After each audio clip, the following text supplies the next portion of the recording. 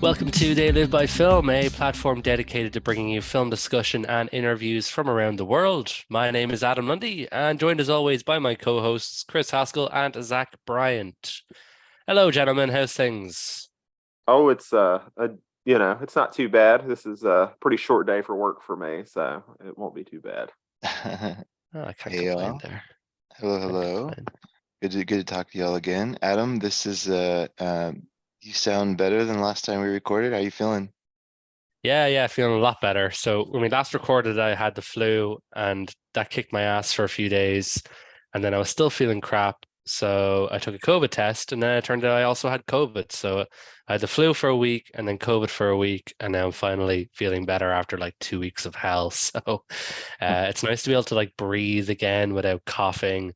Yeah, it's just nice to be healthy again. That's crazy. So in the last couple of weeks, anything you guys been watching or picked up or anything that you want to give a shout out to before we get into the nitty gritty of these two films?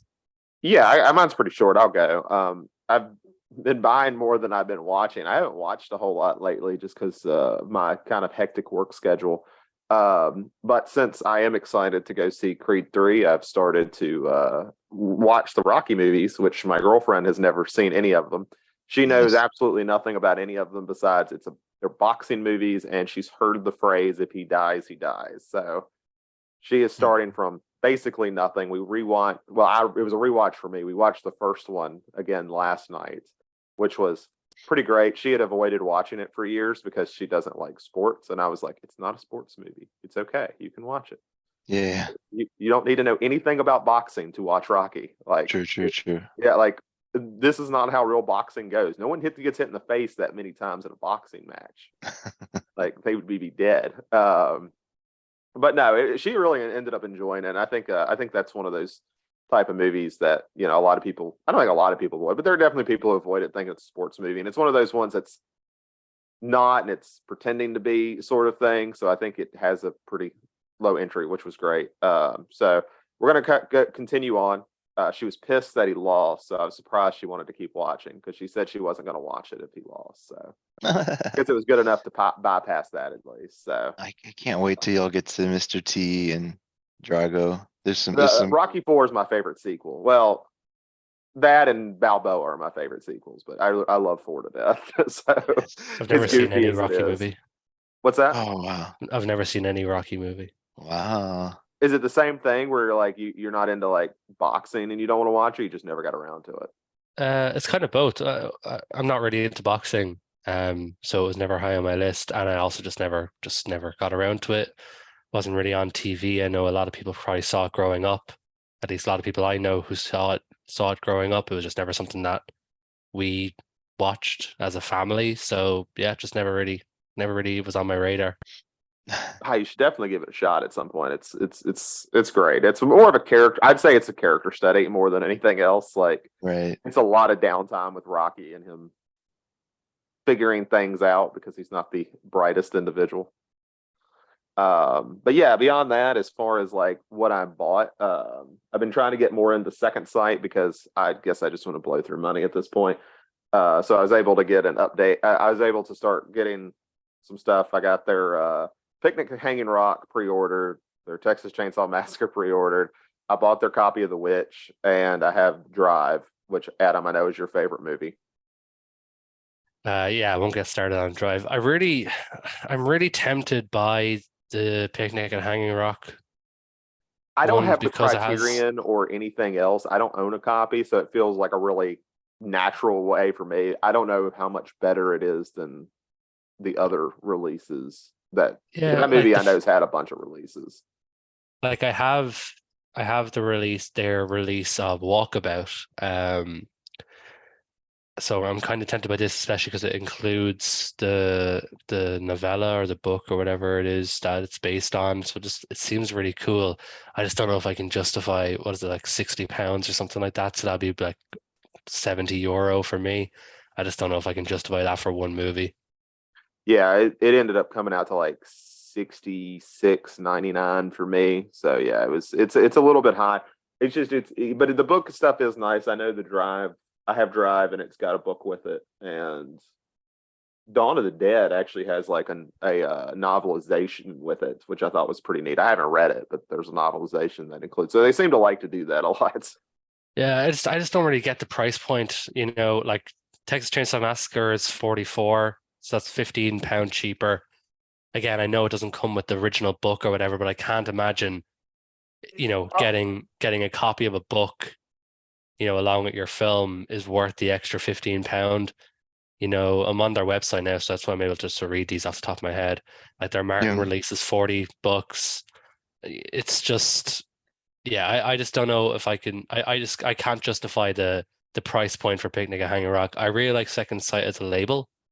I think they put out amazing editions of movies, and a lot of their other limited editions are really, really, reasonably priced. I think I picked up their Lake Mungo release. I think it was like £25, something like that. Again, I'm going through their website, and the ones that are still in stock are all fairly reasonably priced. Their Paranormal Activity limited edition is $23.99. Again, I know it doesn't come with as much fancy packaging and stuff, but $60 for one movie, I would struggle to spend $60 on a box set, I let understand. alone one movie. So I I think think there was a bit of a pushback from the community when I remember when this got released. There was a lot of people questioning the price point, for one film. I think it's pretty crazy, to be honest with you. I think y'all are spoiled a bit in the UK as well, because like think about Radiance coming out with like a 50-page booklet, amazing special features, new restoration, and it's like £17. Well, yeah, It's that's the thing crazy. as well. Yeah, and then you have like even other labels like, Eureka, who'll put out very similar supplements to Criterion. You'll get a booklet sometimes, you'll get some special features, and a lot of the time you can pick up their movies for like 12, 13, £14. It's crazy. Yeah. Um, I think Oh, so it's just that, speaking of Region B, before I forget, I don't have it yet. I'm getting it tomorrow, but I got my first Indicator box set finally. So I'll oh, have which one that did you Oh, get? Michael J. Murphy, that micro budget dude. I got Oh, it. I heard the movies are terrible, but I They, suppose that comes with the territory, I guess. yeah, I mean, you're looking at like incredibly low budget stuff, but it looked like a neat box set, and I actually ended up getting it for the. I got it off eBay, and I've ordered from this guy before, but he always does these ideas like buy two items and get like 15 or 20% off the entire order. So I just wanted that, but I was like, let me go to like his eligible items and look at the cheapest thing he has, and he had some stuff for like 280. So I ended up like saving like $13 by just buying a $2 item with it. So oh, it two ended up dollars and saving me a eighty little cents. bit there. I thought you were gonna say $280. No, I had good God, I wasn't that much. Yeah, I think you can still buy this thing for like $70. It's pretty cheap in comparison to getting like 15 or 16 movies or however many it is. It's crazy. Um, well, I haven't watched a ton similar work stuff, but I did want to talk a little bit about Marvel. I want to go back there for a second, because I saw Wakanda Forever. I still haven't seen it. Have you I seen it by saw chance?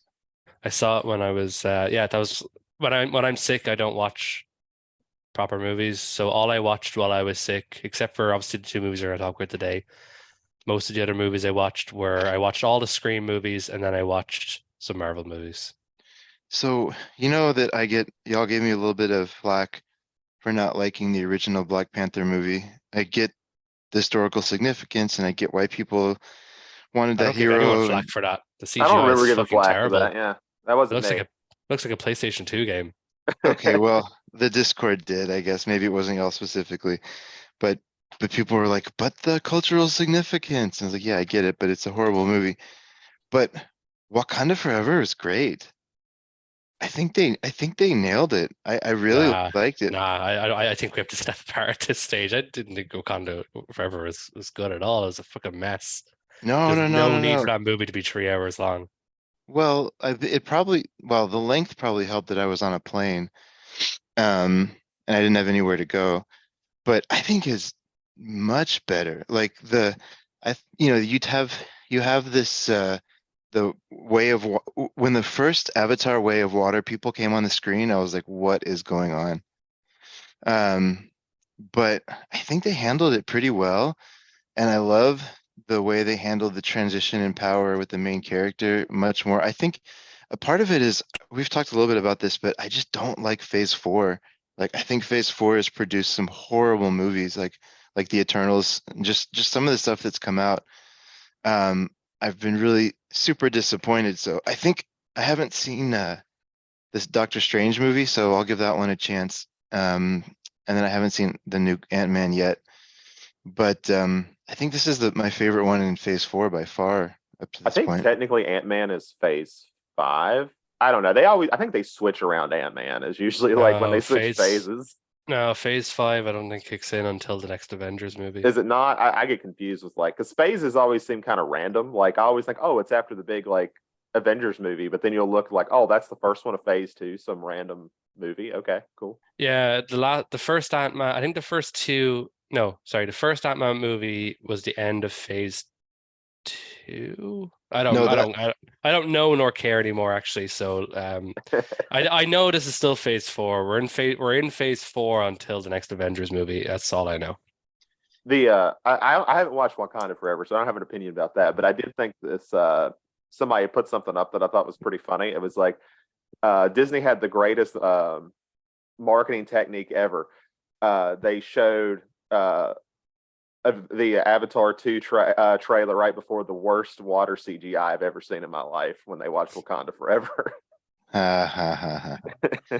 Yeah, that's interesting. I don't want to, maybe this is not worth spending too much time on since we're not talking about Marvel here, but people really are angry at the CGI in Phase 4 for Marvel. I've read a lot of comments about talking how it's like the worst of the lot and stuff. Is that I think like Wakanda Forever wasn't too bad, especially considering the backlash that the first Black Panther movie got for its CGI. But yeah, I think a lot of the CGI, again, I also haven't seen Ant-Man yet, so I don't know what it's like there. But I think the main issue has been in the TV series, especially She-Hulk. A lot of the Oh, okay. CGI looked very unfinished, and it's less. I want to kind of recontextualize where the anger is coming from. People aren't mad that the CGI is bad in Marvel movies.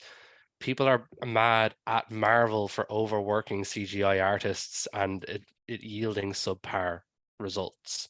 So Oh, okay. that's what the issue is. The CGI isn't great because they're overworking CGI artists, I and got you. so they're And I mean, pushing you them to crazy especially that it came deadlines. around like just I know Chris, you have your feelings about James Cameron, but I mean, the dude spent 3 or 4 years working on CGI for a movie, and it pays off, and then you have that in comparison, and it highlights how bad the CGI is at some points, and especially with, like Adam said, when they're overworked.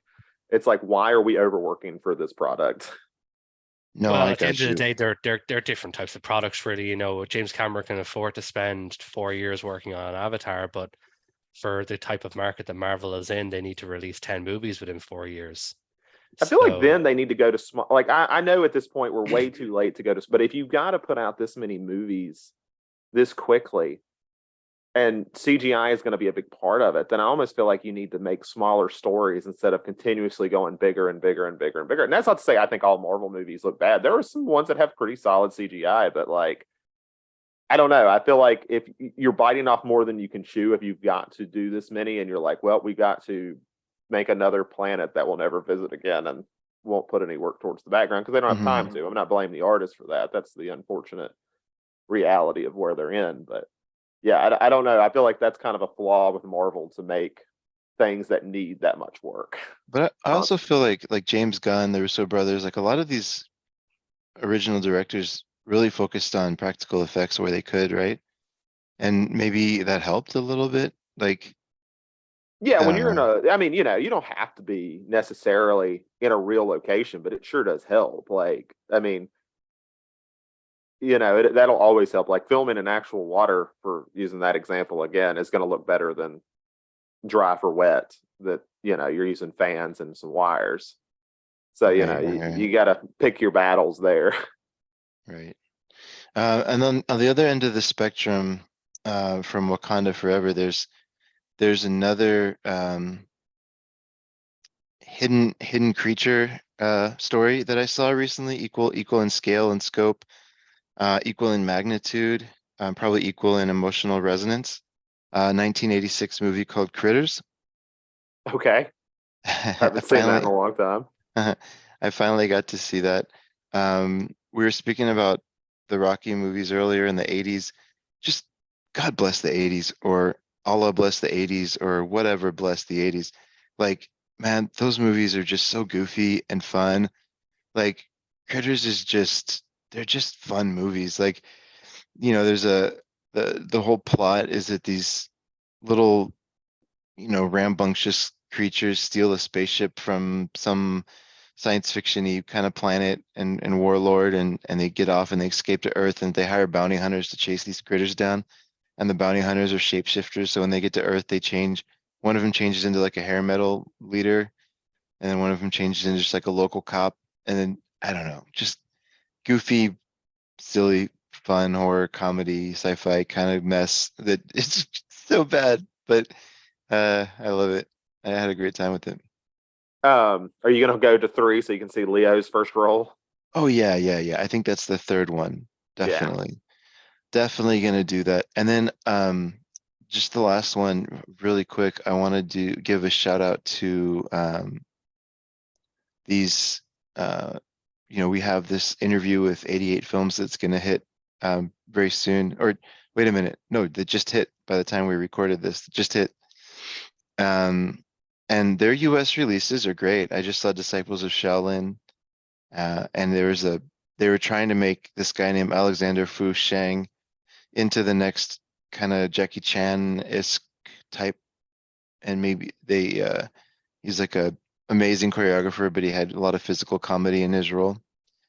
Disciples of Shaolin is great. And it's unfortunate that, I guess he turned into a star, but never, for sure, never to the heights that they were trying to make him into one. But it's a cool like rags to riches kind of story with some good kung fu and really gross humor. Like there's this one scene where this guy's takes his finger and wipes his toe jam and tries to get Alexander Fushang to smell it. And it's like kind of funny, but also you're just like, dude, gross. Why write that joke into the movie? Maybe not for me. Yeah, all the comedies in the beginning, and then the kung fu is basically like in the back half, and it gets super bloody in the back half. But it's yeah, the comedy in some of those Shaw Brother movies kind of misses the mark for me. They had a very different sense of humor. But anyways, what about you, Adam? I can't remember if you. Yeah, like as I said, I didn't watch a whole ton that's Yeah. worth noting because of, us being sick. So like I watched all 5 Scream movies over 2 days. God bless the Scream movies. They're so good. I can't wait for the 6th one. It's coming out, I think next week, or yeah, I think next Friday it's out. At least over here anyway. So I'll be going to see that next weekend for sure. Um, love the Scream movies so much. So I watched a couple of Marvel movies. I will say Avengers Infinity War is still top tier Marvel. It's still the best of the bunch. Um, It is just my favorite Avengers movie because I've the actually been script very is so critical of tight. the Avengers movies, but I like that one. Yeah, the script is so tight. That's what really jumped out at me this time around. The script is so good. Like especially when you watch it back to back with Endgame, which I did. Um, just how they managed to sort of they really balanced everyone pretty perfectly, and everything Thanos says is instantly quotable. Um, another film I watched that's instantly quotable just to help me get me through my tough times was I rewatched Total Recall for the first time in like maybe 7 or 8 years. Um, that movie kicks ass. It's awesome. I should obviously specify it's the Paul Verhoeven 1990 version, not the remake with Colin Farrell. Yeah, that's awesome. One thing I did do kind of on the back end of this kind of spell where I was sick, I did watch 2 more Sight and Sound movies. I know you guys have been interested in my thoughts on those. Yeah. And geez Louise, I don't really know what people are doing picking these movies. I'm not gonna lie. I've been super disappointed with so many of these movies I've been watching over the last few weeks. I watched one the day we recorded the last episode. I watched one that evening called Distant Voices, Still Lives. Um, like it looked really nice, but yeah, it was just just a bore. And then I watched one yesterday. No, not yesterday, actually, a couple of days ago at this stage, called The Headless Woman, which I think was in one of our film club I polls have put it a on long the time poll ago. 3 times and it's never won. Well, now I'm glad. It's a drag. Really? It's I like haven't it's seen like it. I just thought it's it only sounded 90 minutes long, and it's just a bore. It's again, the cinematography is really nice. It's a really nicely framed and shot movie, but like it's one of those movies that frames itself as a mystery, but like the director solves the mystery in the first 2 minutes. So, like I just didn't really see what the whole point of the film was. Um, it's really stupid. Like even when you read it, like when you read like the synopsis for it on Letterboxd, it's like after running into something with her car, Vero experiences a peculiar psychological state. She realizes she might have killed someone. So like with this kind of film, you think, oh, it's going to be so ambiguous. You're not going to really know what happened, and that's going to really make you engrossed with her psychological situation. But no, the director shows you exactly what happens. So there's no mystery for you as the audience as to what happens. And it just completely took me out of it. I was like, why am I watching this? I don't care. I know what happens. It's just one of those Interesting. ones where if they'd removed a single shot, I think I would have enjoyed it more because it would have made it a bit more ambiguous. But by removing all the ambiguity, it removes all the mystery and any reason to actually care about this movie because otherwise it's just a woman listing around her life for 90 minutes. It's yeah, and I just don't get some of these picks. Again, maybe I'm unsophisticated. I don't know, but I've been so disappointed with a lot of these movies that I've been watching, making my way through the Sight and Sound list. It's some of them are just I just don't get it. That's all I can say. I just don't get it. I am very fascinated to see what happens to this list in 20 years or so when a lot of the film critics that kind of, weigh into this list every time when they start dying off and there's a new generation of critics and writers that come up that are seeing movies like Distant Voices Still Lives for the first time and they don't have the same like, I mean, maybe they're in film school and maybe they get the background on it or whatever, but I don't mean to pick on that, but I'm just saying using that as kind of an example, right? Some of these movies you like with fresh eyes, are they still the number 34th, best movie of all time? I'd be shocked if they hold their position. Yeah, I can't wait 50 years from now when Avengers Infinity War is #1.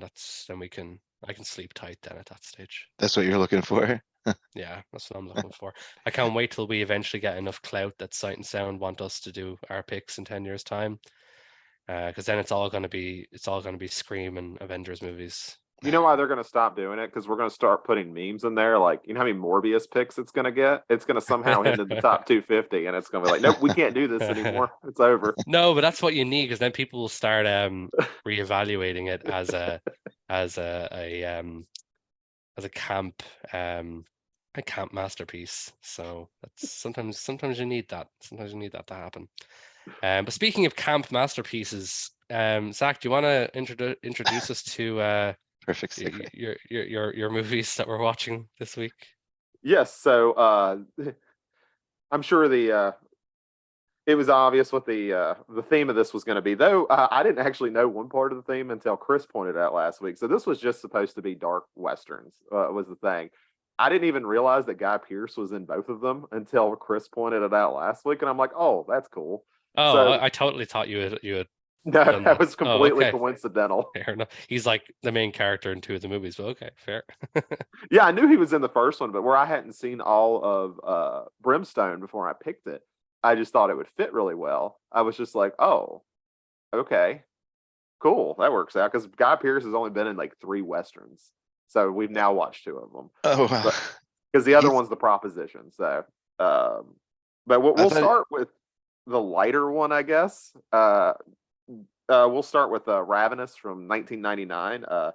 In a remote military outpost in the 19th century, Captain John Boyd and his regiment embark on a rescue mission, which takes a dark turn, which they are ambushed by a sadistic cannibal. This was directed by let's see if I screw up her name, Antonia. What would you Antonia, I say it think. is? Yeah, I'm pretty sure it's Uh, Antonia. Antonia And- Bird, who actually took over this film 3 weeks into production after the previous director walked off set and was recommended by Robert Carlyle.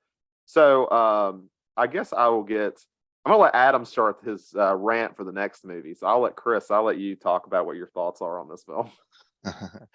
That makes so much sense because if you look at Antonia Bird's like background and filmography, um, she's like she's a career TV movie director. And the size and scope of this project and stuff was maybe just felt a little bit. I was surprised that she was directing it. So Robert Carlyle, who by the way, I'll get into my opinion here in just in a second, but shame that he hasn't been cast as a vampire more because he's got a great vampire look and feel and face and everything. Yeah, he does a good villain, and he can kind of switch, which we'll talk about more. But he's kind of good at switching back and forth between like sinister and Yeah, like trusting in a way. yeah, Yeah. But anyways, so the world puts this as the 3,331st best movie of all time. Too low. Right up by Soylent Green and Die Hard with a Vengeance. Okay, this is better That than is Die a- Hard with a Vengeance. That is no, I disagree. I think Die Hard with a Vengeance is about 2,000 places too low. That is a disgrace. Okay, I'll agree with you if you also say this is 2,000 places too low. I missed maybe 1,000 places too low. You're gonna be mad at this, Zach. It's also right next to Apocalypto. That's great. Apocalypto should also be 2,000 places higher, if not more. I figured, yeah.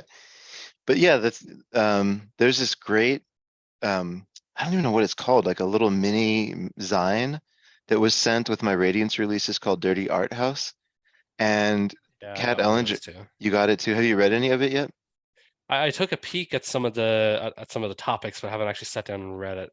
Okay, yeah, because in the first one, Kat Ellinger, who does, she's recently been doing just, I don't know, dozens of commentaries, and she's becoming a good voice in the kind of boutique Blu-ray community. She writes the first article and talks about how we still haven't let Takashi Miike and Paul Verhoeven and Pedro Almodovar and all these Zulawski she mentions by name. We still haven't let these directors go into the conversation of kind of auteurs, and that's a shame because a lot of them are really great.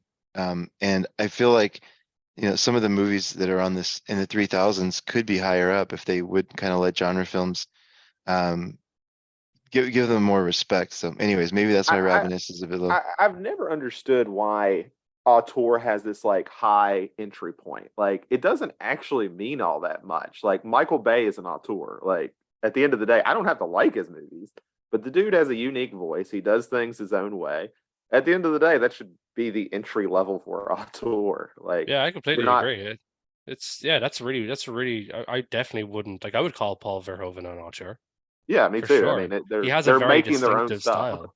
Yeah, exactly. It's just having a unique stamping, a unique voice. You're the like it literally just means author in French. So, as long as you can look at a film and say, oh yeah, well this is a whatever movie, I can tell this was made by this person, then that makes them an auteur by default.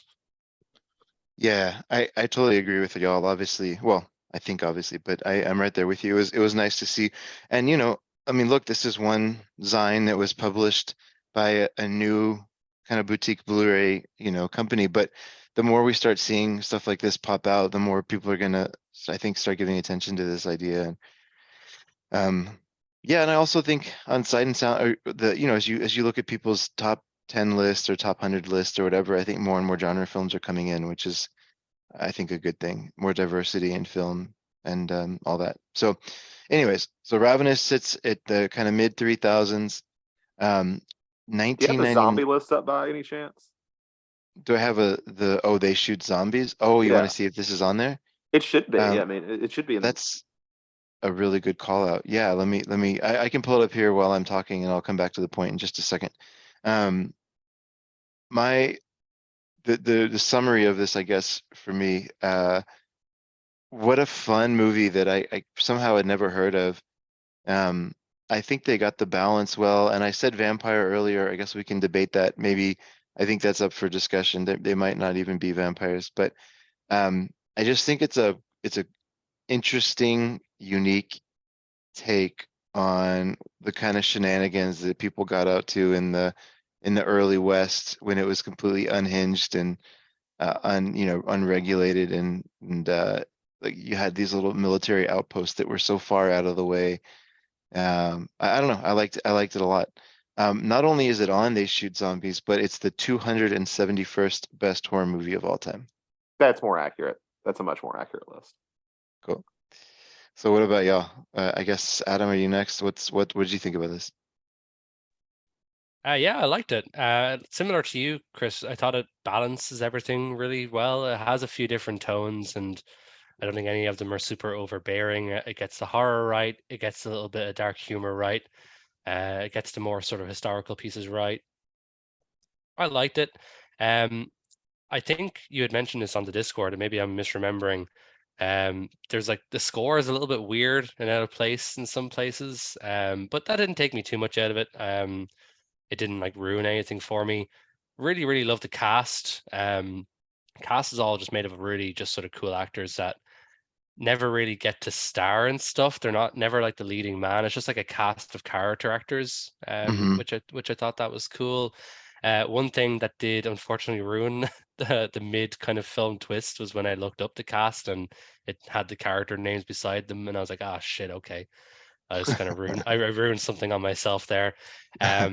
But yeah, like Guy Pearce is always one of these guys who's just like he's not quite A-list, but he's just as talented as all the A-list people, if that makes sense. Definitely. But the rest of the cast, you have Robert Carlyle, who we've brought up. I think he's a really underrated actor. Obviously he's in a lot of British productions, so I've seen him in a few things, but he's fantastic. Obviously, as I mentioned, I'm a Scream fan, so David Arquette is always fun to see. I always like Mhm. David Arquette. I'm not going to spend too much time talking about Jeffrey Jones because he's a pervert. But Jeffrey Jones, I just found it funny seeing him. I was like, this dude looks so familiar, and then I had to look him up, and that's when I saw the cast list. Because I was looking up who that guy was, and I was like, okay, it's the guy from Ferris Bueller. And the greatest actor of our generation, Neil McDonough, is in it. Yes. All the Desperate Housewives fans rejoicing when they see Neil McDonough on the screen. So yeah, I think I liked it. I'm not going to sit here and say it's the greatest movie ever made or anything, but I had a fun time. It didn't overstay its welcome. I thought it was a Yeah. really interesting story. I always found that kind of Wendigo stuff a bit interesting because I'm not exposed to that at all. Not being around Native American culture in any way, shape, or form. But I've sort of heard of it in flavors here and there, like Pet Cemetery and stuff. I've always heard of the idea of Wendigos, so I thought it was interesting. I had a fun time. I have nothing really overly bad to say about the movie. I will give a little bit of background with this because I know Chris, you were talking about if it was a vampire or not, but the whole Wendigo thing is really interesting because typically when we do Wendigos in media, at least in the U.S., it's usually like a monstrous creature type of thing. Like you get your creature design, you get things like this, and I think sometimes this is mistaken as it kind of did the supernatural cheap out where everything's a human, but this is actually a lot closer to what the Wendigo legend is supposed to be.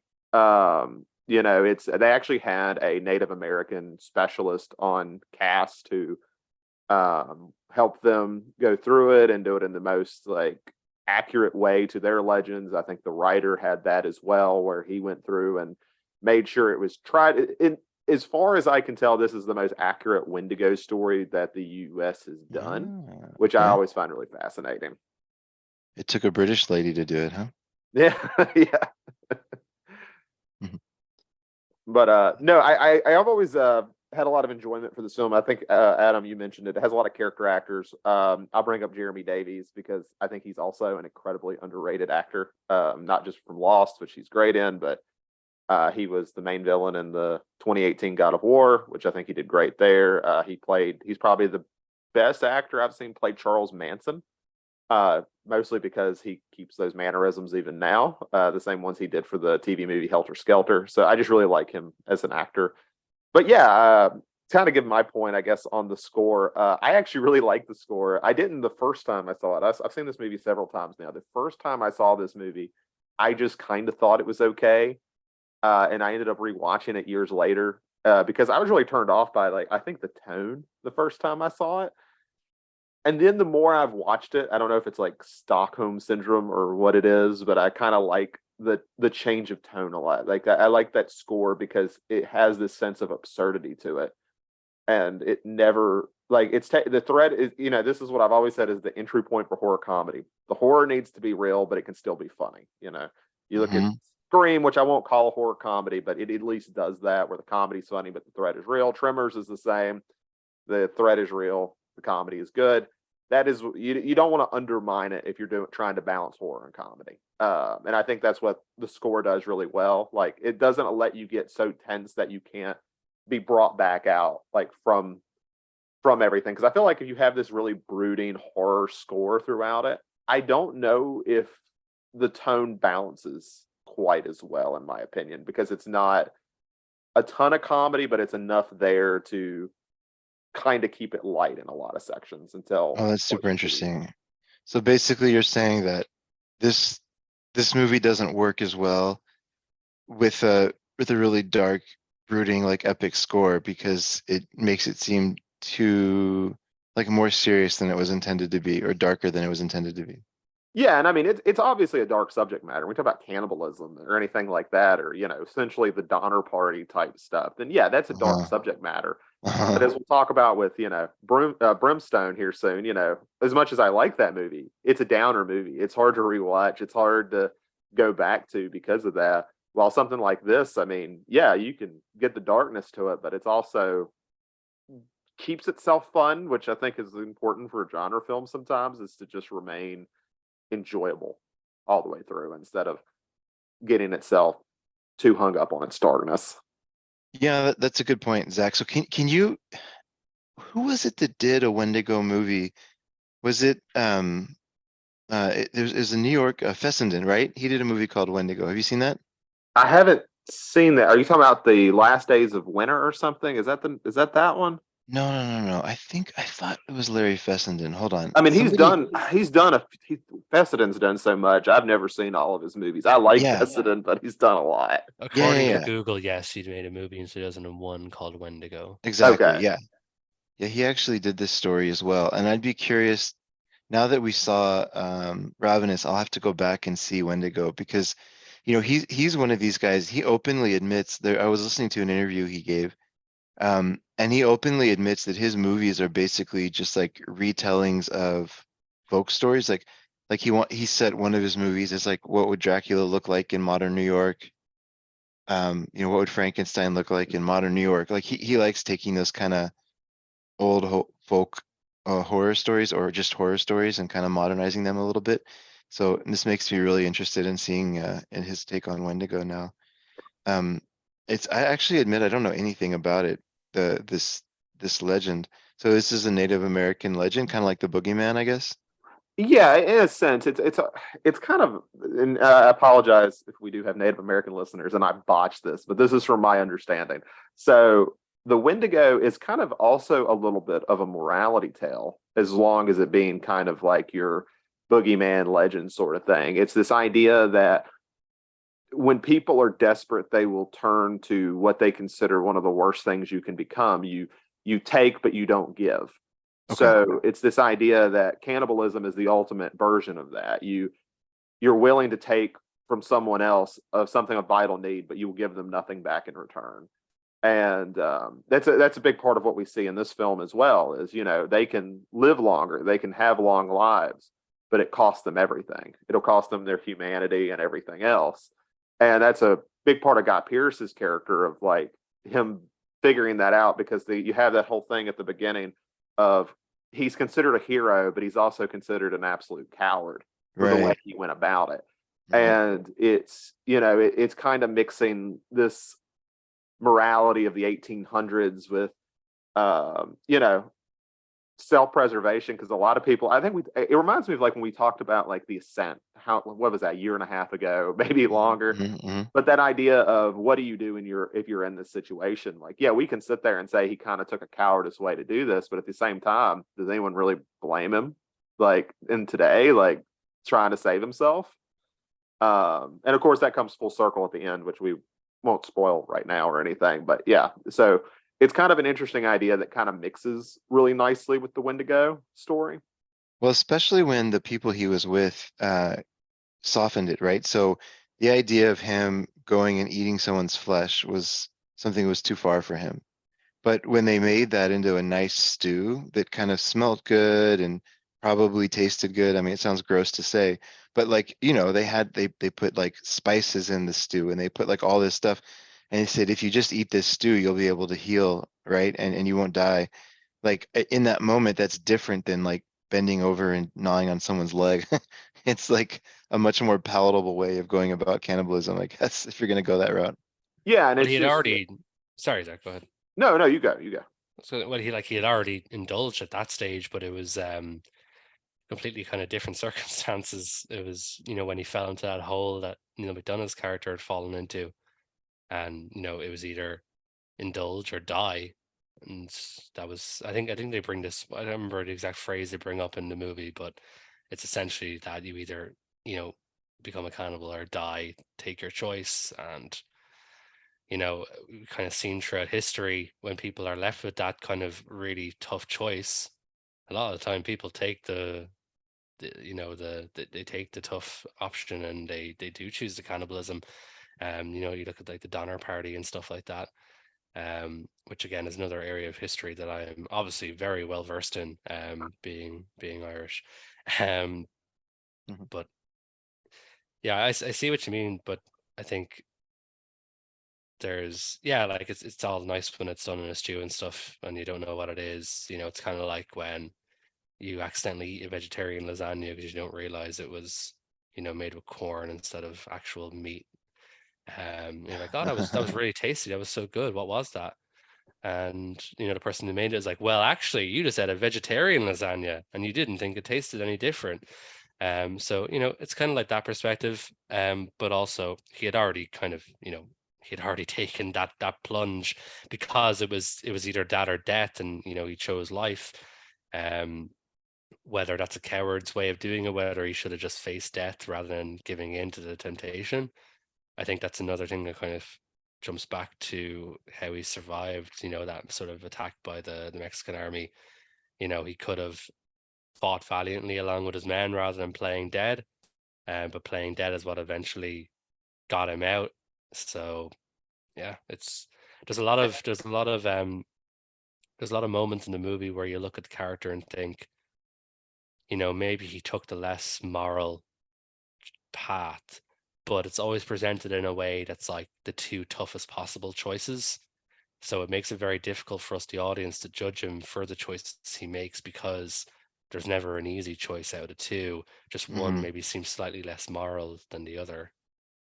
And it's interesting because I think the film presents that cowardice and heroism is very thin lined. Like Yeah. every scenario he makes, it's not all that different. It's both, as you mentioned, Adam, a tough choice, and it's the sense that both of them take some sort of bravery to do. I'll use the example that's kind of in the middle of the film where he is facing Robert Carlyle's character, and he takes the choice of jumping from a cliff and hitting the tree all the way down. Like that's got to take at least some sort of bravery to take the risks to do that. But he's Mhm. also refusing to fight his enemy head on when he knows it's a lost cause. And it's kind of an interesting that those things aren't that far apart. Like he's almost looking at certain death either way, but he has to make a choice that he feels like gives him even the slightest better chance, but somehow that's cowardice for him, which I find fascinating. I think that's what I like about his character the most, is just that kind of balance they have to pull with him. Yeah, it's a really interesting point. You're right. I'm just thinking now about like it, I, he's more than being a coward or hero and all that. Like I think one of the things we see displayed, regardless of what people call him, I always felt like what the movie showed him was as a survivor. Like Yeah, yeah. he just kind of was fighting to survive. Um, and then y- he like I think I don't know if I think that's a trait that's universal, but especially in that time frame, right? Because this would have been like mid 1800s, right? Before California was really well built out.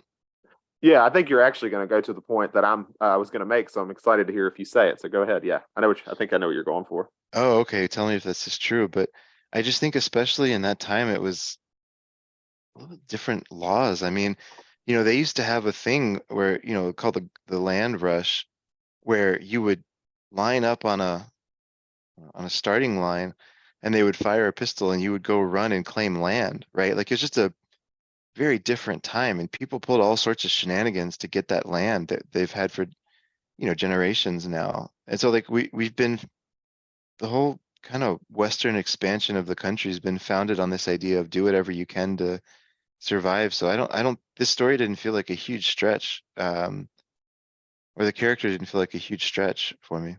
Well, and I think, yeah, it kind of goes on to what I was thinking you were going with, but it's this idea that the mentality of war and individualism was kind of becoming like in the forefront. Like when you look Yeah. at the 1700s, the 1600s, all the way back, there was this honor in dying in battle, and this is kind of when that idea started to shift. That Mm. I'm here to, maybe fight, but I'm not here to die if I can avoid it. This isn't the days where we're standing 30 feet from each other, pointing muskets at each other and shooting because maybe you'll survive. Maybe you'll be one of those few. That idea had started to kind of lose favor Mhm. as almost like a sort of individualism. And which is, I think, is kind of where Guy Pearce's character is at. Like, what good am I? What good is this if I'm dead? And Mhm. I think that is something we see is a lot more prevalent today, but was just sort of changing in a sense then to feel more that way. Yeah, like his willingness to survive, is not fundamentally wrong. We all do it. We all are just trying to get to the next day. That's how we live our life. I think this film just likes to present very extreme choices in how he will survive, just to kind of maybe sort of really accentuate that kind of that survival instinct that he has throughout the movie. Um, And whether that whether self-preservation has a line too, right? Like, is there a line to self-preservation that he won't cross? Yeah, exactly. That's it. Yeah. Is there something he won't do? And it seems no, from what we see in the movie. He'll jump And off maybe a cliffs, slight he'll eat his question mark at the friends. end. Like, I think that's what I like about the end is it kind of leaves that at a question mark. Yeah, that's it. It's interesting. The kind of the trials that the character is put through throughout the movie, to see how far he'll go just to keep living, basically. Yeah. If there was a Ravenous 2, I think you would see this as like a potentially an origin story of sorts, right? And then you could build on that and have him become the powerful Wendigo, or have somebody become the powerful Wendigo. Um, I think they should just make a Ravenous 2 and put Neil McDonough at the forefront. Completely he was agree. Hard agree. he had a really good intensity in this movie. I mean, I That's think that's him. like the He's a one thing human. he's He's always human been good at. intensity. Yeah, he's 100% intensity behind those steely blue eyes. Seriously, what do y'all love him from? Justified is where I have most of my experience from him from. Uh, Desperate Housewives. And I've seen him in He's Desperate Housewives he's too. in one So season of Desperate Housewives. So there you he's a go. good, And he's a great TV actor. So he's one of those guys like you need a villain for a season, you pick Neil McDonough. He's really good at it. Pretty yeah, much, yeah. no, I totally agree. Yeah, I agree with yeah, his the intensity behind his eyes is pretty phenomenal. Um, Actually, gonna look up to see if I've actually seen him in anything else other than Desperate Housewives. He's one of those guys like I recognize, but I couldn't tell you everything he plays in. It's just like I watch him like, oh, there's Neil McDonough. Yeah. Oh, what's he's in the first Captain America movie. Of course he is. Oh, I know who he is. Okay. Okay. He's one of those sort of background soldiers that Captain America hangs around with. What are they called? The Howland Commandos, I think. Yeah, that's it. 'Cause as soon as you said it, I visualized where he was. Oh, yeah. I recognize that. You're right. So there you go. That's what he's mainly known for: Desperate Housewives and being a background guy in Captain America. That's funny. Yeah, I don't have too much else to say about Ravenous. I'm really glad that you put this on the radar, my radar, Zach. I think it's a good one. It's one that I think I agree with your point as well. I think this is one that I could rewatch again. It doesn't take itself too seriously, but it's also has substance to it. It's like it walks that line pretty well. Yeah, and you got like a bunch of character actors chewing scenery for an hour and a half. Like all of them do it, and it's great. Can't go wrong And with that. especially Robert Carlyle. Like Robert Carlyle is awesome in this movie. Yeah, That's the I totally last agree. thing I want to bring up with Robert Carlyle. If they were making a Dark Tower movie in 1990, he would be an amazing Man in Black. Oh, he would. He would kill it. I mean, Ooh. how old is he now? Could he do it now? I'd have to say he's probably approaching 60. He's he's almost 70 now. Oh wow, jeez. He was born in 61. That's Damn. really hard to believe that Robert Carlyle is 70. I don't know. That just Oh feels. no, he's 62. So I was a little off. Yeah, he's 62. yeah, he's 62. So he could maybe still do it. Yeah, I mean, Mike Flanagan. If there's any chance you listen to this podcast, Robert Carlyle would be great. Friend of the podcast, Mike. Yeah, Flanagan. friend of the podcast, Mike Flanagan. All right, I think it's time to switch gears. We had a little bit too much cheeriness with the cannibal story, so we're going to go to something much, much more depressing. We're going to go to the 2016 Brimstone, which was directed by Martin Koolhoven. The film is from the moment of the new reverend climbs to the pulpit, Liz knows that she and her family are in great danger. That is the most vague one, IMDb. Thank you for that. That tells me nothing. Okay, so well, I know Adam, you had the most criticism towards this movie. So, which you said you actually kind of liked it. So I'm kind of interested to hear your thought process through this one. Like I don't hate the movie, especially for a film with this kind of subject matter and stuff. I certainly don't hate it. There's just a lot of weird, like I just have like a lot of weird problems with a lot of it, and most of it is down to creative choices and like some of the script, rather than like the film itself. I'll start with some good things because I don't want to be like this overly negative dude about this movie. The cast is all really good. I don't think I've seen Dakota Fanning act in anything in like 15 years. So she was good. She does a lot, with, especially with not being able to speak for most of the movie. She does a lot of like really good sort of facial stuff with her eyes and stuff. So she's really good. Guy Pearce, is he good? I don't know. I can't tell if Guy Pearce is good or not. He has to say some terrible lines of dialogue. I think he does the best of what he can with a bad script. The rest of the cast are all pretty fine. They're all just sort of playing their characters like they're supposed to. So I have no problem with the cast. Oh, Kit Harington, Jesus, having to listen to his bad American accent. That was awful. So I could do without Kit Harington, but everyone else I don't really have much of a problem with. But I thought Dakota Fanning was very good. I feel like the cinematography, there was lots of really nice moments, especially in the last chapter. There's a lot of really good cinematography. It looks really beautiful. I just don't think it was consistent throughout the movie. I thought it could have looked a lot nicer. I feel like the director doesn't know how to shoot people dynamically, in close quarters. It was all very bland. But his landscape shots are all very good. And the production design, costume design, all very, very good. No problems at all. Especially the way it seems like this dude must have just built a small town in the middle of nowhere to use as a set. So yeah, I thought the production and the costume design is very good. There was a few weird CGI bits, like with that hog and stuff, that I thought was kind of pointless. It was a little bit jarring, but yeah, like that's the stuff like I could say I liked about it. But as you could tell, there's always like a weird undertone of something I don't like to go alongside of it. Um, I'll get into. I'm sure I'll probably cover all my points, but I don't just want to sit here for the next 10 minutes and list out all the things I don't like the movie. So I'll just sort of start off with one part, and I'm sure I'll cover all the rest at some point throughout the conversation.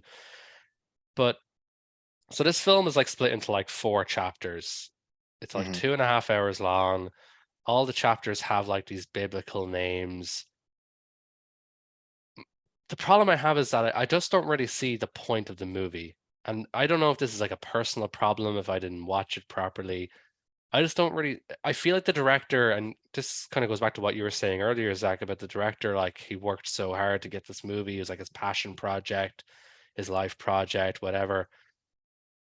And I feel like he just tried to make something, he tried to make it more epic than it needed to be. He Mhm. was trying to make some real epic, sort of dark tale, this dark fable that would have like rumblings kind of throughout time, you know? I felt like he was trying to write something biblical when it didn't need to be. This could have been a really tight 90-minute revenge story and it would have been fucking awesome. And instead he decided to make this 2.5 hour movie that meanders around timelines. It has an entire chapter which I think is completely pointless. If you remove chapter 3, so the earliest one chronologically, if you remove that chapter, I think the film gets better. I just don't see the point in that chapter existing. But yeah, to sum it all up, I think this movie has a 90-minute revenge story that's awesome, but it's wrapped around an extra hour of just pointless, indulgent crap that I just don't think needs to be there. I think he doesn't need to make anything flashy or epic or whatever, or biblical, whatever he's trying to do here. He could have just made an awesome revenge movie and it would have been great. So that's kind of my main problem with it. Okay. I do, just before we get to Chris, the Kit Harington one, I absolutely agree with you on. The only thing I will say, just knowing the background of it, Kit Harington was hired at the last minute because Robert Pattinson dropped out. Okay, but Uh, like, why are they hiring these English dudes? Just go hire some guy who can actually speak in a southern accent already. well, they didn't film in America, so I think that was a big Ah, drawback yes, that's because fair enough. he I think he filmed a good chunk of this in Spain, which because if I remember correctly, it was a big deal for him because it's filmed at Once Upon a Time in the West was filmed or nearby, which is like a huge influence on this movie for him. It was like his favorite Western. But yeah, there was a lot of production issues in the sense that he had put a bunch of his own money up and it almost fell through several times. And essentially, if it did at any point just stop being made, he would be financially ruined. So there was a lot to do with that, and the cast changed several times because people kept dropping out because of the subject matter. They would agree, and then I guess they'd sit on thinking about like the repeated incestual child rape that's throughout the film that keeps getting brought up, and they drop out. And then what was the last part of that was Guy Pearce actually did come in and he wasn't under contract, but he liked the role so much that he kind of took a huge risk to even like push the movie ahead because he was kind of out of money as well, just trying to play the part because he wanted to do it. But yeah, it's got a massive like as far it's not on the same scale, but it's kind of like that Apocalypse Now thing. Like there's a passion product here, and people are trying to kill themselves to get it made, and you're like, okay, that's pretty cool. This is why I'm amazed movies are even made because I would have gave up forever ago. But Right. it's interesting. Um, that's Yeah, I'd like to hear more about some of the backstory on this guy if you have it. But it's not even ranked on They Shoot Pictures, which I think is kind of interesting. I feel like distribution has been kind of tricky for this movie because I like it was free on Amazon Prime. It has been. It was difficult because it was very hated in a lot of American markets. It was very much loved in Spain where I think believe if I remember correctly, he got a major award there, which he was very happy with because that's where a lot of Westerns get their awards from. In Okay. Dutch areas, it was very celebrated, just not in other places, and especially English speaking countries didn't particularly like the movie. And are you, as far as you know, I guess, was that because of the subject matter? That seems to be the most common is it's very, very dark. And I mean, looking at other Dutch directors, it's not incredibly surprising that it's dark because that seems to just be a theme when you look at other ones. Yeah. So I guess it just sometimes it translates and sometimes it doesn't work, and it just depends because it's a downer movie for 2.5 hours. It's very very downer. I don't think there is a moment of levity within the 2.5 hour runtime. No, it doesn't. And yeah, it's a drama or whatever you want to call it, drama horror. Interestingly enough, it is on They Shoot Zombies. Where is it ranked Um, there? 5,648. Um, I mean, it's on there. That list only goes to 8,600. And I mean, for a movie that's debated, if is debated if it is a horror movie, I consider it one. I'll get into it in a minute, but I don't consider it necessarily a revenge film. I consider it more of a ghost story, which we'll get into later. But yeah. Oh, So, cool. Chris, what were your thoughts? Um, I was trying to think of parallels, because this movie is obviously heavily influenced by Tarantino. If you want to look at like the storytelling style, I think there's no doubt this guy likes Tarantino. I got some Night of the Hunter vibes Okay, from I it. did as well. Yeah, yeah. Okay, yeah. And then totally understand on the spaghetti Western stuff for sure. So yeah, I think um I'm surprised that this movie's not even on They Shoot Pictures. I guess that just means that, nobody's put it in their top 10, which fair enough. But there's certainly movies that are way worse that are on there. So yeah, I don't know. I just saw it last night, so I haven't like fully processed it. But what I'll say is, at a first glimpse, like a first reaction to it, is that I do see the indulgence you're talking about, Adam. I get it, but I don't think it's all fluff either. Like I like, could he have cut it a bit? Probably. But I didn't mind the Genesis story. I think the way that the story's built up, once you realize that they're starting at a point in time and then kind of going backwards. I was intrigued at the origin story there, of why, like who she is and who she is to Guy Pearce and why he's chasing her and all that. So And I don't who know. would know they was slandered Abraham Lincoln so bad? I didn't realize he was such an asshole. Right, exactly. But yeah, I don't know. I think I'm gonna end up liking it way more than not. Zach, what about you? I really liked it. So this is one I think I had watched it right before I recommended it to you guys. It was kind of I think no, I hadn't. I hadn't watched it. I've been wanting to watch it. That's what it was. And I was like, well, that'll be a good one to try to pair with something. And I really, really enjoyed it. I was going back, looking at 2017 as like this very sneakily good year for movies. Like a lot of stuff I absolutely loved, which we haven't watched on this podcast yet. But like Brawl and Cell Block 99 came out that year, Three Billboards Outside Ebbing, Missouri. A lot of great stuff. I'd have to look at the list again. But it's one of those ones where a lot of these smaller appeal genre movies came out, and I thought that was really cool. It's one I look back and I'm like, oh, it's really cool. So I ended up ranking it pretty high. But I think I think it depends on how you go about this movie because, like I said, I didn't really see it as much as a revenge film. Obviously, that's in there, and it's hard to talk about this without any spoilers. But basically, what I'll say is I see this very much as a literal ghost story for part of it and a metaphorical one for another part of it. Like the chapters, I guess 2 and 3 are more of a metaphorical ghost story, running from your past, that always catches back up with you. That's always going to Okay. haunt you. And Uh-huh. then 1 and 4, they're your two bookends, are more of the literal ghost story to where, in my opinion, the Reverend is not actually there. And I think there's enough in the film to confirm that, at least have it as an argument that at no point is he actually there. And it's Even just no, sorry to interrupt you. That's super interesting. Even when she's a kid? no, when she's a kid, 2 and 3 I consider like metaphorical ghost stories. I think he's there. But Okay.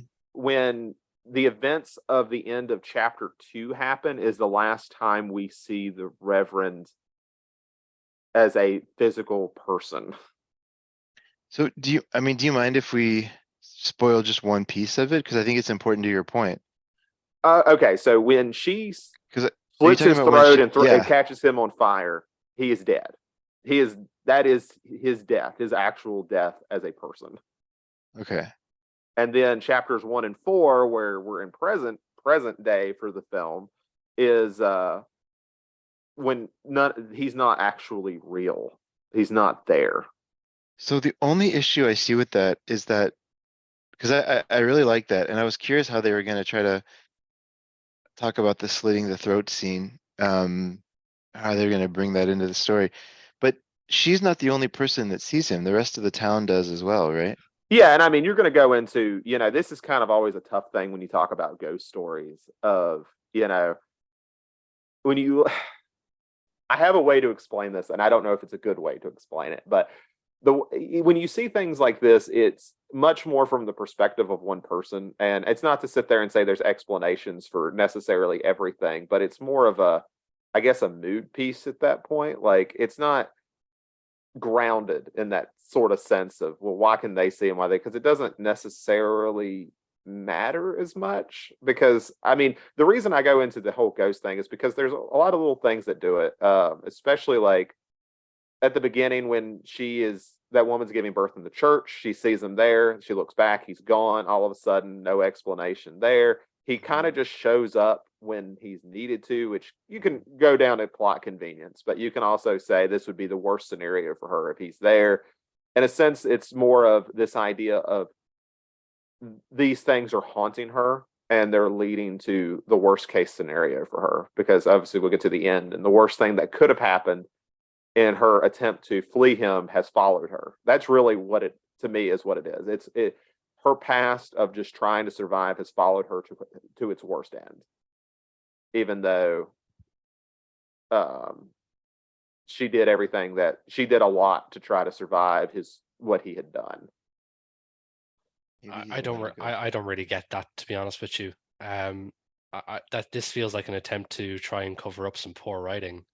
I mean, maybe it is, but that's how I read it when the movie ended. So that's all I can kind of give you. I think there's so much that happens in the movie that's directly influenced by him to say that he's a ghost or whatever. Even like in the last chapter when the dude comes back to arrest Liz, like he literally says, "Oh, the minister sent me to this town, to clean my act up." So that's clearly a character directly influenced by Guy Pearce's character outside of anything that Liz sees or is aware of.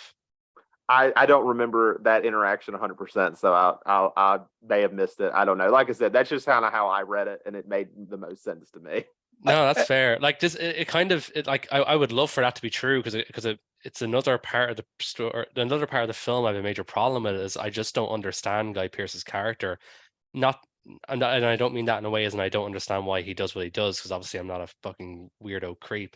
I mean, as in I just don't understand the nature of his character. He's a minister, but yeah, he can somehow survive getting his throat slit, and he's somehow an expert sniper in the fog and all this Yeah. crazy stuff. I just don't really get the nature of his character. And I've seen I was reading some reviews and stuff afterwards just to try and get a bit of context, like I always do. I know some people are saying that, he's a manifestation of the devil or other bits and bobs and stuff like that.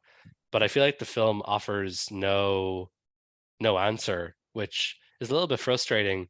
If there was maybe a subtle nod to him being somewhat supernatural, then I can maybe get behind it a little bit more.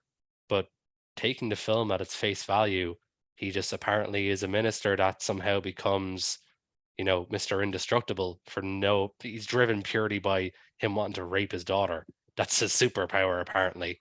So long as he wants to rape his daughter, he can survive anything, which is super fucked up and it just made no sense to me.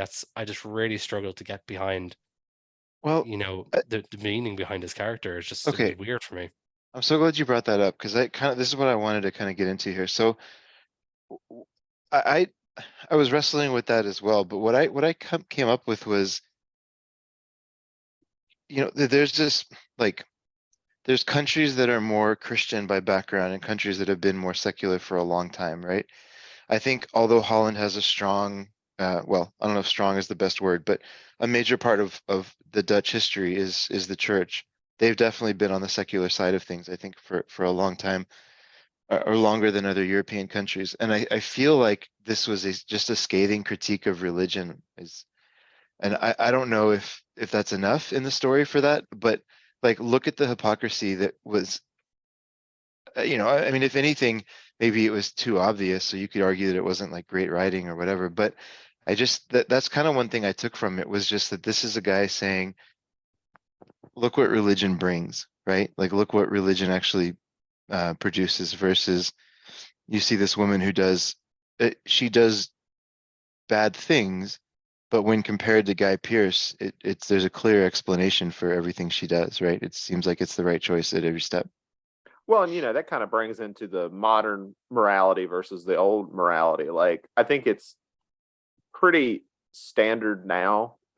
I won't say standard, but it's a little bit more accepted that if somebody chooses to save the person over the baby, it wouldn't have this extreme reaction. I think, we're in a world where that's a little bit more normalized, but it's kind of like the old meets new, right? I guess that kind of goes back into what we are talking about, Ravenous, the old ideas coming across new ideas, which I think is why Westerns work so well, is because it's this changeover in a sense. Mhm. So do you blame her for necessarily choosing to save the mother? And maybe she should have gave her the choice if she could, but at the end of the day, she's having to pick one life over the other. And it's not necessarily there's the best idea either way, because I mean there's a rationality to either choice, so to speak. Yeah, I mean that's okay. So there's a lot that she does in that, but if you talk about the baby for a second, I don't know. I mean, the mom wasn't willing to make that choice, or the grandma wasn't willing to make that choice, right? The Correct. mom wasn't willing to make that choice because she was just in the middle of it. She sent her daughter out because she knew it was going to be tough. And she just kind of acted in the moment. And I think maybe that's one thing where you could argue maybe she did something wrong, or should have included the mom more. I don't know. But there's so many other things that she does in that movie that are all kind of spur of the moment, that I think are all triggered by, I mean, she's only in the situation she's in because of Guy Pearce, essentially, right? Yeah. So he triggers her on this path of just survival, basically. And plus she's a fiery person. There's that quote in the beginning of like, oh shoot, I don't remember. But basically it's like she's a fighter. She's one of the strongest fighters he's ever met, or whatever. Yeah, and I mean obviously she makes decisions that could have been better, but it's also kind of goes into that the weird bravery that you can kind of come up to the sense that, like, there's of course the part where she has her own tongue removed, which is just insanity to watch. Like, and then she Right, doesn't right, even have it right. removed. She does it. She ends up doing it herself. So Right. it's kind of interesting how far she'll go, and I guess that's kind of another parallel between the two films: how far will you go, and how does it turn out? Yeah. Because I'm honest, because what ends up happening is because obviously taking this identity ended up being a very big negative for her, as positive as it was supposed to be. Right. Yeah, you got me thinking about. I suppose that comes down to what you were saying earlier. This is another thing. I can live with a movie being mean and mean spirited. That's okay. Life's mean sometimes. But when I've sat through like 140 minutes or whatever of a movie, and I get a mean ending at the end, that fucks me off. That really annoys me. Like I said, I can live with the whole 2.5 hours being mean, but like that last 5 minutes did not need to happen. So I do have sort of an argument for the positive of the 5 minutes. And I don't know if, I guess, should we get into spoilers with that? Let's do think it, we'll cause have to at some I point. don't think it ends mean either. I'm curious. I'd actually like to have that discussion if it's okay. I think we should do spoiler warning. Okay, so just to kind of catch up with the last few minutes of the movie, essentially, she takes this identity of this other woman, and this other woman is wanted for murder that she did not realize at the time. So when she takes this woman's identity, ultimately, she is arrested and is probably going to be hanged for her murders. And instead of going out that way, she makes the choice to essentially jump off the rafts because they're on, I guess, an island, or they're on an area that's surrounded, a peninsula of some sort. Um, and they end up shooting her in the water and killing her character. Um, and the argument, I guess, I have to why it is a very downer ending, but I think it highlights something that I think does kind of cross into like the idea of westerns themselves, in the sense that, they always highlight how mean a western is, how mean that period was. And the idea was always just to make it a little bit better. Obviously she is kind of stuck in a bad situation, but at least at the end of the day, she did everything she could without any sort of regrets that maybe her kid can have a better life than she did. She won't be completely miserable. She won't have to run, it's over, it's done, it's over with. It doesn't have to be dragged out any further. It's that idea that, as a parent, I guess it's to make your kid's life better than yours was. And if you keep doing Yeah. that, then there's a positive result. Yeah, like I think that's kind of how I read it as well. Like her, to use a very antiquated term, her lot in life was to wrestle with Guy Pearce, whether he was a ghost or whatever, human, or whatever. And she beat him but part of beating him was she had to do some things that caught up to her. But she has one surviving daughter. So in that way, she has a legacy. But I mean, I don't even know if it's about legacy. I just think that she's, she did, it was those are really hard times. And it's She didn't want to be perceived as weak, like she perceived her own mother as. Yeah, oh yeah, that's right. Cause she even says that, right? Like, I'm not gonna be like you. And so she broke that cycle. She broke that generational cycle, and her daughter has a free life now. So she did it. I didn't find it to be a mean ending. Maybe She just broke the cycle by killing Guy Pearce. Why can't she just live her life now? She's spent her whole life under the thumb of this evil. She finally defeats the evil, and then it's like, nah, fuck you. You're gonna die now anyway, just when you get to finally be peaceful and live your life with your daughter. I find that mean. yeah, I mean, it's mean in a sense that it feels unfair, and it absolutely is. She lived her whole life with a lot of unfairness. She had the unfairness of who her father was and who her mother was, and how she yeah, dealt with those things, and that's how her life is going to end, is in the most unfair way. But I think the difference is, I don't think she necessarily has regrets against anything she did. I don't think she regrets meeting her daughter's husband in the way she did, even though he ends up violently murdered. And I think it's one of those things that, it's a weird thing. Like when I hear my mom talk about like kids, or anyone's talk about their kids, it's almost like it doesn't matter how bad it gets. There's this underlying, as long as they're okay, I'm okay. And I think that's kind of why it doesn't feel as mean to me, because that's almost how it feels to me for her. Is she seems at peace with the decision she makes at the end. I don't think it seems like she has any regrets, even though all of her choices led to that moment. yeah. It's not a happy story or a happy ending, but well, I guess Zach, you said it well. I mean, maybe there's not too much to add here. I think the difference is, if it ended without her daughter's story, then I think it's a mean ending, and I don't think it feels right. But because she did it for a reason, then it's a story of sacrifice, right? And I was kind of okay with that. It's still mean, and it's just, or it's, yeah, I mean, it's harsh and it's brutal, but that was her, she died the way she lived, I guess, right? Like she was And constantly near death the whole movie. And I just think, feels and it just this, feels needless to me. I just don't see a point in it. It doesn't change the end of the movie for me, whether she okay. lives or dies. I just don't And I see mean, it necessary. I do think there is a catharsis ending with the murder of Guy Pearce, or at least the getting rid of him. I think there is a catharsis to that idea.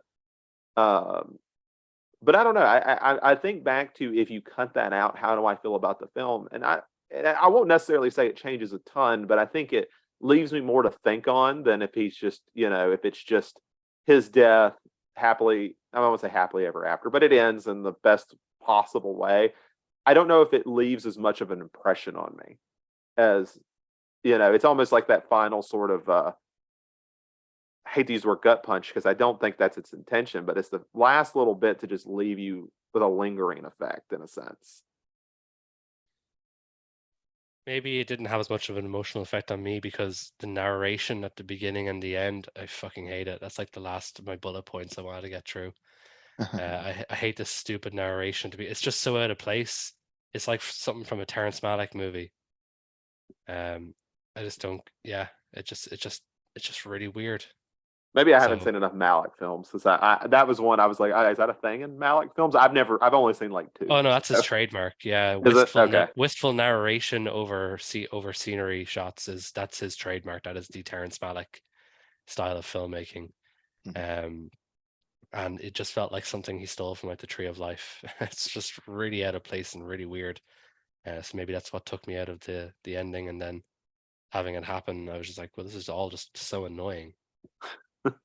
I think there might be something to what you're saying, Adam, because I think it's interesting that a movie like this that feels so epic in scale, or at least the intention of this was such an epic scale that it's not showing up when they shoot pictures at all. So I feel like there's a lot of people that agree with you, and even reading some of the reviews, people can be kind of harsh on this.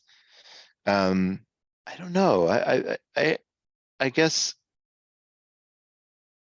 I'm thinking about that point you made about it's unnecessary.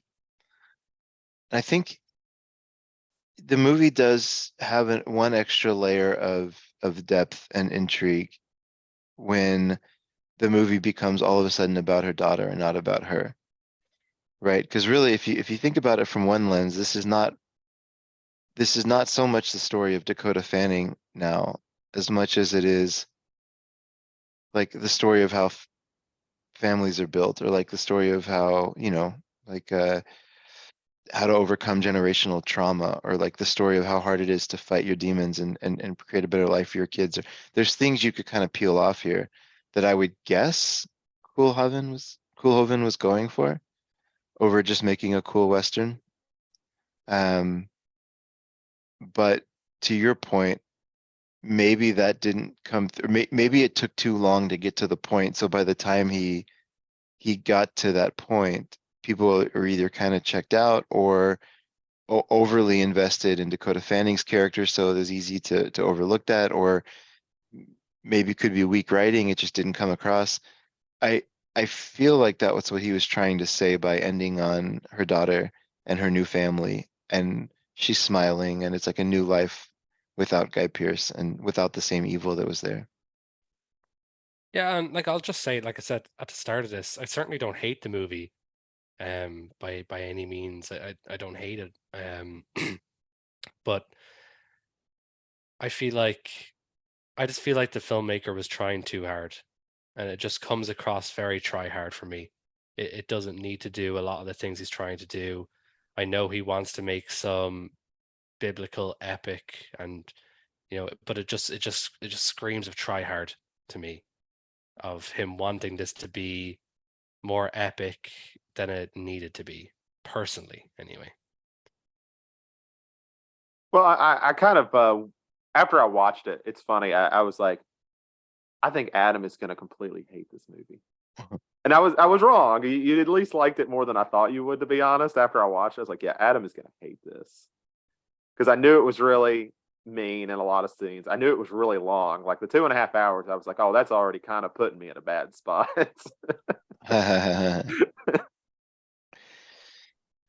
If I could change one thing about this movie, I think it could be just as impactful if it was changed slightly and Dakota Fanning wasn't his daughter. That to me was unnecessary, unless there's a metaphor in there somewhere. I think you could tell that story of she's the daughter of his ex-wife, or I don't know. I feel like there's somehow where you could change that character to not be his biological daughter and still have the same impact. That's the one thing I couldn't quite wrap my head around why it was there. Like in terms of in the story, why that's important that she's his daughter. I think they just, and this isn't necessarily because I don't disagree with you. I think it was just to make Guy Pearce as despicable as possible. Like that it's already the change you're making already makes it despicable, but that gives it like that little bit of extra touch that just makes it that makes nothing redeemable about his actions at all. Like you can't even like you couldn't rationalize the first one, but I mean, there's at least like a little room there, I guess, for someone twisted enough. Where this one, it's like, yeah, it's about as low as you can go on the human being scale at this point. No, I do get that. That's true. Maybe that's all that it is. Just, if you're gonna bring in that element to the story, it just, I don't know, it's such an uncomfortable. Which, thinking Anyways, about your change, it could have been an interesting parallel to her stepson, in a sense, who isn't in the movie a ton, but that is kind of an interesting parallel between the toughness of essentially being a step parent or being in that type of relationship. It's a unique Yeah. one. It's very different. Yeah. Exactly. Maybe something like that. I don't know. I just that's the only piece because I think I'll generally defend this movie. It might suffer a little bit from being indulgent with the style, and does it, and it might not. It's probably, I'm sure it's probably easy to pick apart the script at some level, but generally I think I'll defend this movie. But that's the one piece where I can't yet figure out how it's part of the metaphor or how it's part of the what Coolhoven was trying to get across, or how it's important to that, I guess. So just to wrap things up then, I'm just going to give a quick shout out to what we're going to be talking about in the next episode. So it's back to my turn. And I was trying to think of some pairings of movies that I think would go well together. I had a few different ideas, but I decided to go with a couple of film noirs that I think are just very unique within the genre. They're a pairing of films that are kind of like post noir, not quite neo noir in that they're in color, but they're still in black and white. But they're slightly post noir. They're a bit kitschy. They're a bit groovy. Um, they've certainly both influenced a major director that I won't say now, but when you watch the movies, you'll pretty much pick it up fairly quickly. Um, the two films we're going to watch, the first one was from 1955. It was put out by Criterion, by Robert Aldrich, who is a pretty famous director in his own right. He made Whatever Happened to Baby Jane, The Dirty Dozen, Flight of Phoenix, Longest Yard. Pretty famous director. He made a movie in 1955 called Kiss Me Deadly. So that's the first one, Nice. and the second one was put out by Indicator as part of their Columbia Noir sets. I think it's in volume 2, if I remember correctly. It's by a guy called Irving Lerner, who didn't really make much, but he made this film called Murder by Contract in Okay. 1958. They're both short enough. Murder by Contract is about less than an hour and a half. Kiss Me Deadly is slightly more than an hour and a half. So both of them pretty much on the short side. Both of them definitely film noirs, but you'll see when you watch them, they're kind of that bit maybe cooler, kitschier, breezier. Definitely influential on certain filmmakers and one in particular. And I look forward to hearing what you guys think of them when we watch them. Speaking of Night of the Hunter, Kiss Me Deadly, or that was also in 1955. So it'll be interesting Yes.